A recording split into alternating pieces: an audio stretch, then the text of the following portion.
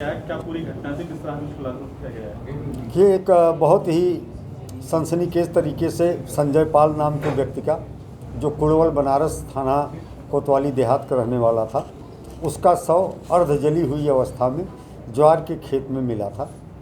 और इस प्रकरण में सबसे महत्वपूर्ण बात ये थी कि जब शव बरामद हुआ तो उसकी शिनाख्त नहीं हो पा रही थी, क्योंकि परिवारीजन जो थे मृतक के, वो उस शव को पहचानने से इनकार कर रहे थे। लेकिन उसके पड़ोसियों ने देखते ही बताया कि ये संजय पाल है, जो कुड़वल बनारस का है। तो शुरू पहले दिन से ही प्रकरण में शक परिवार पर था।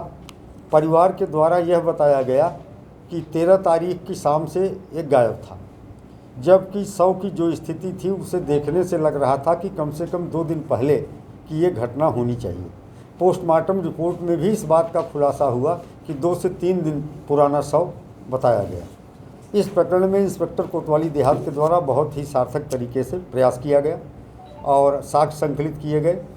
और पूछताछ के बाद ये तथ्य प्रकाश में आया कि मृतक संजय पाल 2 भाई है और दोनों के हिस्से में 2-2 बीघा ज़मीन थी।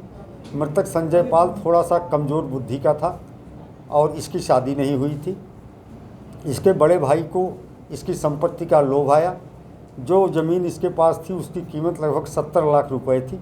उन 70 लाख रुपयों की ज़मीन की लालच में अभियुक्त और उसकी पत्नी लखीमचंद है, इसका भाई, लखीमचंद की पत्नी और पुत्र सौरभ पाल, इन तीनों के द्वारा प्लास्टिक की बोरिया से इसका मुंह दबा करके सांस रोक करके हत्या की गई और फिर इसको ले जाके पेट्रोल डाल करके छुपा दिया गया। और ये प्रचारित किया गया कि ये 1 दिन पहले, जिस दिन शव बरामद हुआ है उससे 1 दिन पहले शाम को कहीं चला गया है, जबकि 2 दिन पहले ही यह घटना की जा चुकी थी। इस तरह से बहुत ही प्रशंसनीय कार्य कोतवाली के द्वारा किया गया है और अभियोग का अनावरण हो चुका है। अभियुक्त तीनों गिरफ्तार कर लिए गए हैं, जेल भेजे जा रहे हैं। सर, पुलिस टीम को इनाम दिया गया? हाँ, 20,000 रुपये की पुरस्कार राशि पुलिस टीम को इस महत्वपूर्ण अभियोग के अनावरण के लिए दी जा रही है।